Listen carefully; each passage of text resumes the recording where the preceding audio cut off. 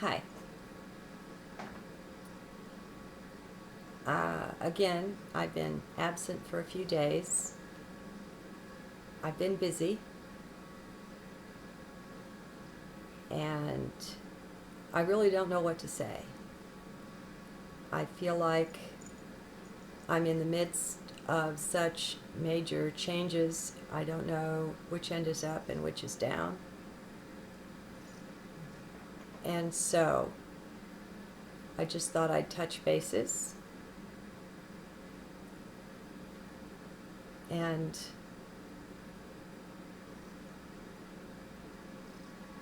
I don't know what to say.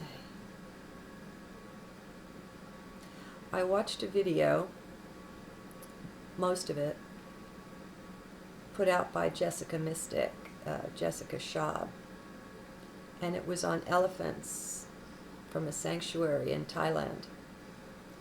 And that part of it was wonderful, but it's a 44-minute video, and what they did was they included at the end some probably rare video footage of the quote-unquote taming of an elephant. And it just broke my heart. So while I'm going to give you a link, I'm going to put it at the end of my transcript because I don't suggest that everybody view this. I'm all about empowerment. Unless and until we remember who and what we are, we're stuck in this matrix, and there's no need for that. It's the time for waking up. It's the time for coming conscious and awakening from the sleeple state, or even the sheeple state. And there are a lot of hard things to be faced. I won't say hard lessons to be learned because I believe that we are all-knowing beings. We have access to universal, to all knowledge. That doesn't make it totally accessible, but we do have access. And so most of what we're doing is more of a recalling, a reminding, a remembering, and a bringing of our knowledge here and integrating it with our experience here. So as I was watching this, I mean, you can't help but cry. It's a very cruel process that's apparently, from the sound of it, centuries old, of how these elephants are quote-unquote tamed in Thailand. I have two things to say about it. The first one is, rather than capture wild animals and do this, I suggest they breed the ones that are already caught. Born into captivity, the training could be a far gentler process.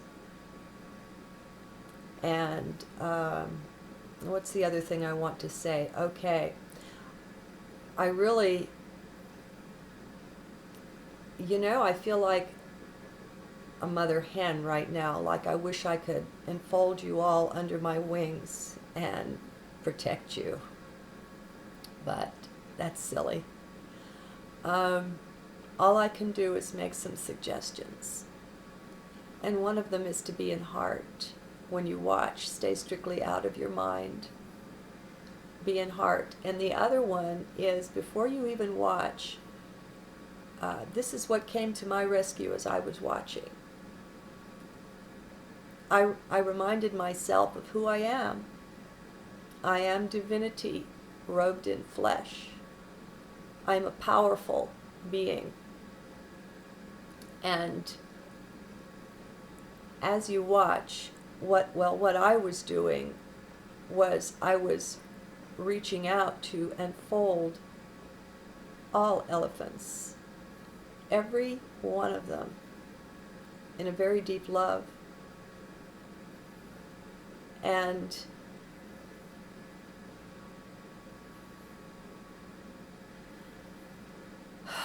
I don't know, and what? I don't remember. It was traumatic for me. Oh my God, we just don't have a clue what these beautiful beings go through, and the cruelty that's applied is extreme. I'm sorry, my friends. I wish life was better here. But you know, anything that's being hurt anywhere, that's you and me. We're all one. That's us too. And the elephants do need our prayer and support, and to be enfolded in love. I don't know what else to say.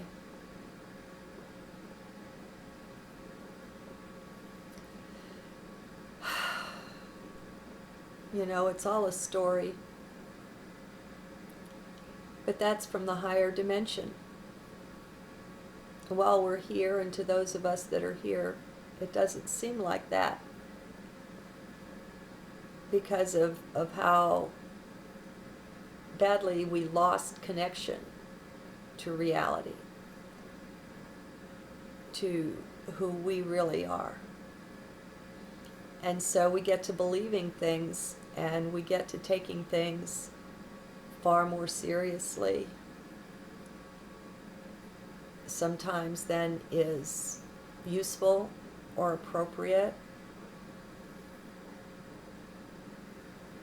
We are divine beings, and we can change things. And that's the thing to remember. We can change things. We can, as we're enfolding these beautiful beings in unconditional love, we can also be calling for a halt, an immediate halt to all such brutality. We can be calling for an intensity of healing to come forth from Source for all elephants and all animals. I mean, there's abuse everywhere. Some of us will be called to make calls and prayers concerning the people involved. I mean, I wouldn't want to be them at their life review, because they will experience every blow, everything these animals experienced. This is what comes of mankind trying to quote-unquote tame nature and master it, rather than commune with it and work with it. I know that I tend to elevate all things Asian and Eastern. Well, in this case, ain't no way. So, in our awakening, there are some tough things to face. And, you know, you don't even have to look at this in order to touch bases with it in your heart. When we're in heart, we're in superposition. We're everywhere, and we're every when. And you can visit the elephants yourself and commune with them, pray for them, love them, whatever you will. So, you know, even if you just watch the first little bit, that probably gives you all you need. I don't know how these filmmakers were able to endure the filming of it. I'm glad they did. It's like when you go in the store and you pick up a package all neatly wrapped, barcoded, of some animal's flesh or another. The whole process, the mechanism, the chain of events that go behind to bring that to you are hidden. It's sanitized. We don't see it, we don't know, so we don't think about it, we don't question it, we don't challenge it. We think we need it, and so we buy it and consume it. And now we're becoming more conscious, and it just hurts. It just does. So if you're down, if you're having a hard time, if you're not feeling steady, you know, leave this one alone for now. send up a prayer for the beautiful beings. They are one of the three species that I suggest may well be as or even more intelligent than man. We just haven't opened communication with them yet, and that would be dolphins, whales, and elephants that I look at this way. And there may well be more. There may well be more. In the end, it's all one. In the end, it's all just us. Every bit of it is cuddles, chill, dude. Every bit of it is you and me. So everything that's blessed, everything that's harmed, everything that's loved and enfolded in grace, that's you and that's me. We couldn't contact it and connect with it absent this oneness. And so it's really good that that's the other side of the coin. And it also gives us rights into everything. Rights to make whatever prayer we believe is appropriate, whatever commands to divinity that we feel are appropriate. And if you're unsure, you know, you can make some pretty strong commands sometimes, and you don't want to do more harm than good. So if you're unsure, at the end, just let it be adjusted according to the will of Source, or the will of your own higher self. Let your call, your every prayer be perfected that way. That way, if there's something you neglected or forgot to say, you know, your higher self can add that in for you. We are divine, and we can face these things, my friends. We can step out into our greater being. The end of everything for us, the point of it all, is empowerment, is remembering who we are, and maybe, just maybe, it takes things being just exactly the way they are in order to shake us and wake us and really touch the deep places inside, so that we can awaken. Love to you. Every blessing there is. It'll sound incongruous, but it's not. Everything is perfect, just as it is. These are experiences that we wanted to gain. Balance, my friends. Seek balance in all things, so that, well, I don't know, balance is just beautiful for its own sake.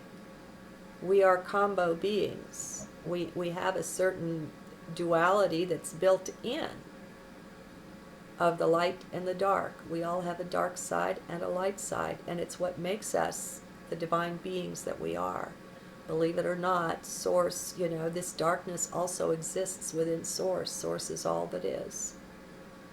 And a lot of us don't want to come to terms with that, are afraid to embrace it, afraid of being judged for being wrong or bad or something like that. That's all a myth. There is no right and wrong, good and bad. There's just is. There's just is. It is what it is. And as we live with honor and integrity and from heart, this is the very best and finest that we're called on to do. So find your way through it. Namaste, and God bless.